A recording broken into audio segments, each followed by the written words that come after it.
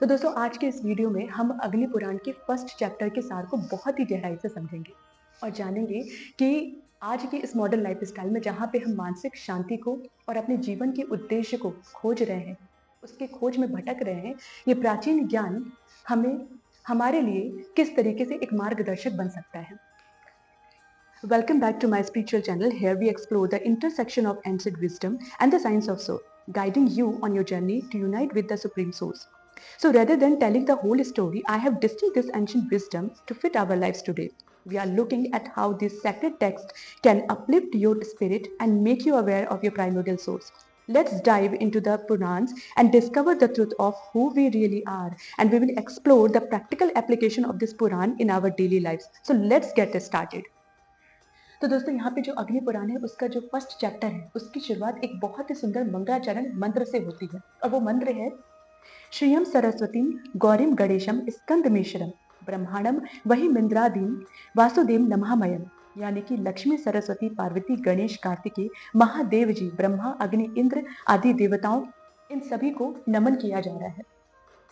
और दोस्तों यहाँ पे नमन करना, पूजा पाठ या कर्म कांड करना सिर्फ एक परंपरा नहीं है, बल्कि इसके पीछे एक गहरा दर्शन छिपा हुआ है, एक गहरा साइंटिफिक रीजन छिपा हुआ है। किसी भी पौराणिक कथा की तरह ये कथा भी हमारे तक एक चेन के माध्यम से पहुंचता है। यानी यहाँ पे श्री अग्निदेव जो कि विष्णु के ही स्वरूप हैं, उन्होंने इस ब्रह्म विद्या का ज्ञान सबसे पहले जो ऋषि वशिष्ठ हैं उनको दिया था। ऋषि वशिष्ठ से श्री वेद व्यास जी को मिला और वेद व्यास जी को श्री सूत जी वेद व्यास जी से ये ज्ञान श्री सूत जी को मिला। और श्री सूत जी यहाँ पे नैमिषारण्य में पहुंचते हैं जो कि एक तीर्थ स्थल है, और उनसे इस ब्रह्म विद्या का ज्ञान उन ऋषि के समूह को मिला जो कि वहां पे विष्णु जी के लिए एक यज्ञ या हवन कर रहे थे। यानी वो बहुत अनुभवी हैं, उनके पास बहुत ज्ञान है, लेकिन फिर भी उनका मन अशांत है। उनके मन में एक शंका है कि हमारे पास जो ज्ञान है उसका आधार क्या है। यानी ये जो हमारा चैप्टर है, अग्नि पुराण का फर्स्ट चैप्टर है, उस वो हमें तो यानी जो अग्नि पुराण का फर्स्ट चैप्टर है उसका मेन पर्पस है उस परम स्रोत के बारे में बताना, उस प्योर कॉन्शियसनेस के बारे में बताना, या उस आधार के बारे में बनाना जो कि इस सृष्टि जिसके बेसिस पे इस सृष्टि का निर्माण हुआ है।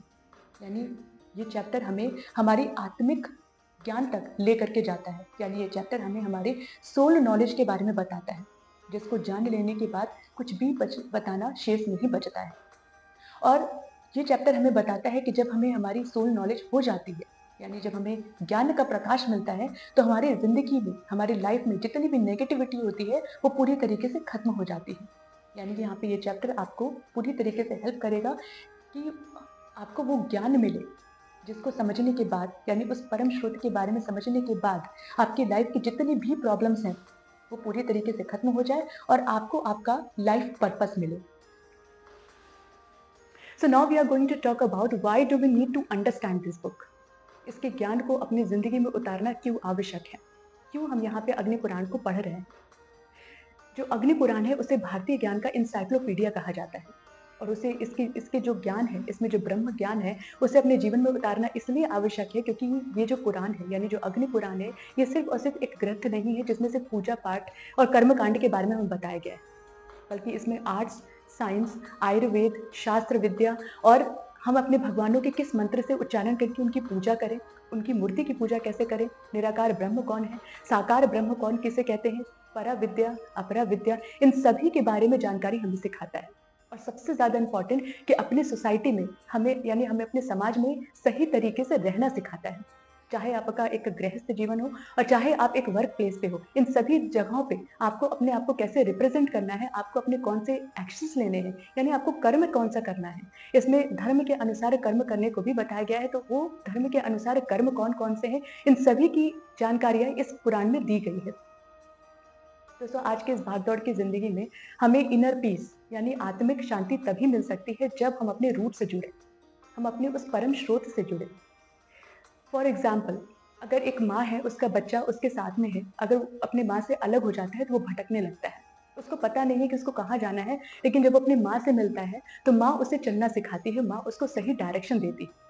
उसी तरीके से हम आज की भाग यानी इस मॉडर्न जिंदगी में, इस मॉडर्न लाइफ स्टाइल में हम उस प्रकृति से अलग हो गए हैं।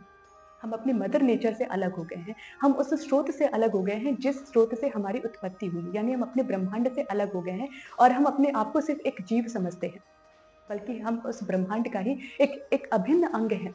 हम सभी उसी एक चेतना का विस्तार हैं। यानी सदाशिव जो चेतना है, जो प्योर कॉन्शसनेस है, उसी का ही विस्तार है। और आज की जो आधुनिक जीवन शैली है, जिसमें हम शांति को और अपने लक्ष्य को ढूँढ रहे हैं, वो हमें तब तक नहीं मिलेगी जब तक हम अपने परम स्रोत से ना जुड़ जाएँ। और दोस्तों, ये जो अग्नि पुराण का चैप्टर है, ये हमें ग्रैटिट्यूड करना भी सिखाता है।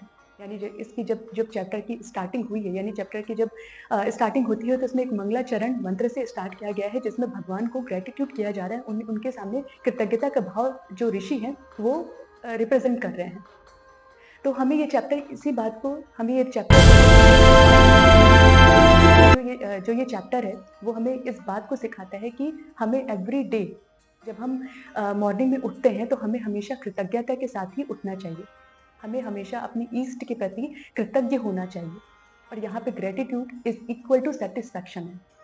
यानी आपकी मानसिक शांति इसलिए भी खो चुकी है क्योंकि आप अपनी लाइफ से सैटिस्फाइड नहीं हैं। आज की भाग-दौड़ की ज़िंदगी में हर इंसान एक दूसरे के पीछे भाग रहा है और वही कर रहा है जो कि सामने वाला कर रहा है। जिसकी वजह से वो सैटिस्फाइड नहीं है। कितना भी अचीव करने के बाद भी उसे लगता है कि कहीं न कहीं कुछ कमी है, क्योंकि वो सामने वाले को देख रहा है। उसे अपना आत्मिक ज्ञान नहीं है। तो ये चैप्टर जो है, ये अध्याय जो है, हमें ग्रैटिट्यूड करना सिखाता है। यानी हम अपनी ईस्ट के प्रति हमेशा ग्रैटिट्यूड, जो कुछ भी हमारे पास है, जो भी चीज़ें हमारे पास है, कम हो या ज़्यादा हो, जितना भी चीज़ हो, उसके प्रति हमें हमेशा कृतज्ञ रहना चाहिए। जो हमें एक सैटिस्फैक्शन, यानी हमारे मेंटल हेल्थ के लिए भी बहुत ही ज़्यादा आवश्यक है।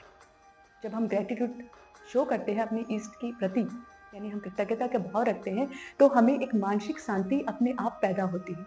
हमें वो संतुष्टि मिलती है कि हमारे पास जो कुछ भी है, हम उसमें खुश हैं, हम उसमें संतुष्ट हैं, और जिसकी वजह से हमें आंतरिक शांति मिलती है। अब हमें हमारे परम स्रोत से अब हमारा जो परम स्रोत है, वो हमें कैसे मिलेगा? हम अपने जो मूल स्रोत है, या जो हमारे प्योर कॉन्शियसनेस है, जो हमारी प्योर चेतना है, उससे हम कैसे जुड़ेंगे? इसलिए हम मेडिटेट करते हैं। यानी इस अग्नि पुराण में मेडिटेशन को किस तरीके से करना है, किस प्रोसेस में करना है, इन सभी की जानकारी इस अग्नि पुराण में दी गई है।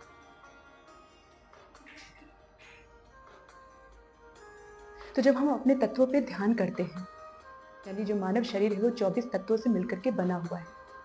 अगर आपने मेरा सृष्टि की उत्पत्ति का वीडियो नहीं देखा है, तो आप उसे जाकर के ज़रूर देखिए, जिसमें मैंने उन सभी तत्वों के बारे में बहुत ही डिटेल से उसको एक्सप्लेन किया है। जब हम अपना मेडिटेट करते हैं, उन 24 तत्वों पे ध्यान लगा करके, वो 24 तत्व हैं। यानी कि सबसे पहले जब सृष्टि की उत्पत्ति होती है, तो सबसे पहले महातत्व आता है। महातत्व से अहंकार, अहंकार से तन्मात्र, और उसके बाद पंच महाभूत तत्व मिल करके उस पूरे मानव शरीर का निर्माण करते हैं। 7 चक्र मिलकर के उस मानव शरीर का निर्माण करते हैं। और जब हम इन्हीं तत्वों पर अपना ध्यान केंद्रित करते हैं, जब हम मेडिटेट करते हैं, जब हम मंत्रों का उच्चारण करते हैं, तो उच्चारण से, इस ध्वनि से, यानी मंत्रों की उच्चारण की ध्वनि से एक कंपन पैदा होती है, जो हमारे पूरे शरीर में सर्कुलेट होती है। और ये सिर्फ एक आध्यात्म की बात नहीं है, इसके पीछे बहुत गहरा साइंटिफिक रीज़न है।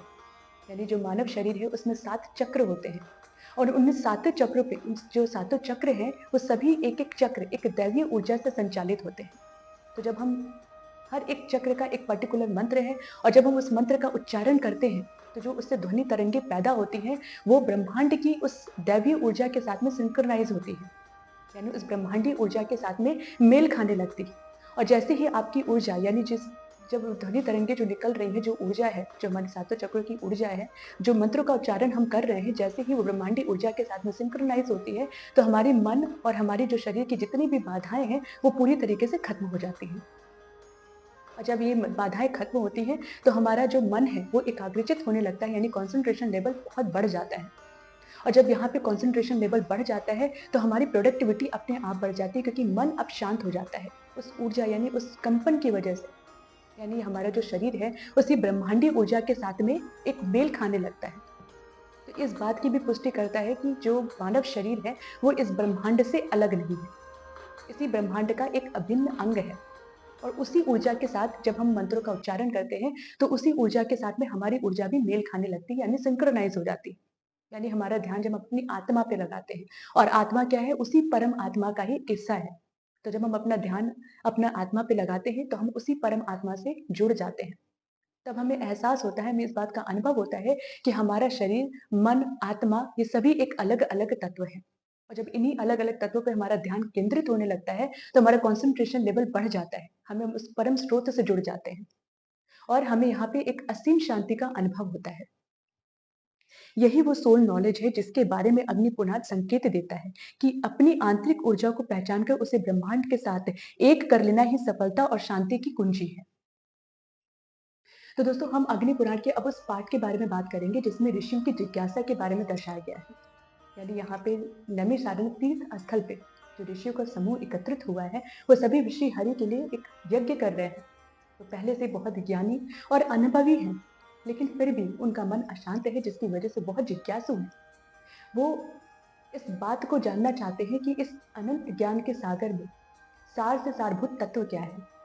सारभूत तत्व का मतलब कि वो परम स्रोत क्या है, इस ब्रह्मांड का आधार क्या है, इस ब्रह्मांड में जितनी भी वस्तुएं हैं उन सब का आधार क्या है, जितनी भी ज्ञान विद्याएं सब कुछ है, वो उसका परम स्रोत क्या है, जिसको जान लेने के बाद मनुष्य के लिए कुछ भी जानना शेष नहीं रहता, या जिसको समझ लेने के बाद में ही आंतरिक शांति का अनुभव होता है। और दोस्तों, आज के टाइम पे हम यही तो कर रहे हैं। आज के टाइम पे जो आधुनिक जीवन शैली है, जिसमें एआई का जमाना है, जिसमें इंफॉर्मेशन से हम इतने ओवरलोडेड हैं, जिसे हम सत्य मानते हैं, लेकिन हम अपने स्रोत को भूल चुके हैं और हमें इसीलिए मानसिक शांति नहीं मिलती है। हमें अपना लक्ष्य के बारे में पता नहीं चलता है, हमें हमारा जो पर्पस है, हमारा जो सोल पर्पस है, उससे हम भटक चुके हैं। और वो चीज़ हमें तब तक नहीं मिलेगी जब तक हम उस परम स्रोत से जुड़ नहीं जाते, जब तक हम अपनी आत्मा यानी हम अपने सोल से, हम अपने सोल से जुड़ नहीं जाते, हम अपने सोल की आवाज़ को नहीं सुनते। हमारी सोल यानी कि जो परम आत्मा का ही एक अभिन्न अंग है, जब तक हम उस परम स्रोत से नहीं जुड़ते, तब तक हमें वो शांति नहीं मिल सकती। दोस्तों, किसी भी नए सब्जेक्ट की तरह जब हम कोई नया सब्जेक्ट पढ़ते हैं, तो सबसे पहले हम उसके बेस को समझते हैं। हमें ये चीज़, हम इस बारे में जानने के लिए बहुत उत्सुक होते हैं, बहुत जिज्ञासु होते हैं कि अब जो भी हम सब्जेक्ट पढ़ रहे हैं, जो भी हम नया ज्ञान ले रहे हैं, उसका आधार क्या है, उसका बेस क्या है। उसी तरीके से ये ऋषि भी बहुत ही ज़्यादा जिज्ञासु हैं। तब यहाँ पे श्री सूत जी उन्हें बताते कि ब्रह्मांड में जितनी भी विद्याएं हैं, चाहे वो पुराण हो, चाहे वेद हो, उपनिषद हो, जितने भी धार्मिक ग्रंथ हैं, उन सब का आधार, उन सब का सारभूत तत्व जो है वो श्री हरि विष्णु ही है। यानी यहाँ पे जो श्री हरि विष्णु है, वो एक यहाँ पे पेड़ की तरह है, एक ट्री की तरह है, जिसकी कई सारे ब्रांचेज है, कई सारी शाखाएं हैं। ये शाखाएं अलग अलग ज्ञान को रिप्रेजेंट करती हैं, लेकिन उसका जो जो मेन सोर्स है, यानी जो स्रोत है, वो श्री हरि विष्णु ही है। और दोस्तों, अगर आपको याद होगा तो मैंने अपने एक लास्ट के वीडियो में भी बताया था जिसकी उत्पत्ति के बारे में, कि जो सदा शिव हैं, उनके मन में ये एक विचार आया था कि आज मैं एक हूँ और एक से अनेक हो जाऊं। यहाँ पे बिग बैंग थ्योरी भी, यानी सिंगुलैरिटी की को भी एक्सप्लेन किया गया है, जहाँ पे सदा शिव जी ने, जो शिव हैं, जो परम स्रोत हैं, जो परम चेतना है, जो प्योर नॉलेज है, उन्होंने अपने बाएं अंग पे अमृत को मल करके विष्णु श्री हरि को प्रकट किया था। यानी जो विष्णु हैं और सदाशिव और ब्रह्मा, ये तीनों एक ही विद्याएं हैं।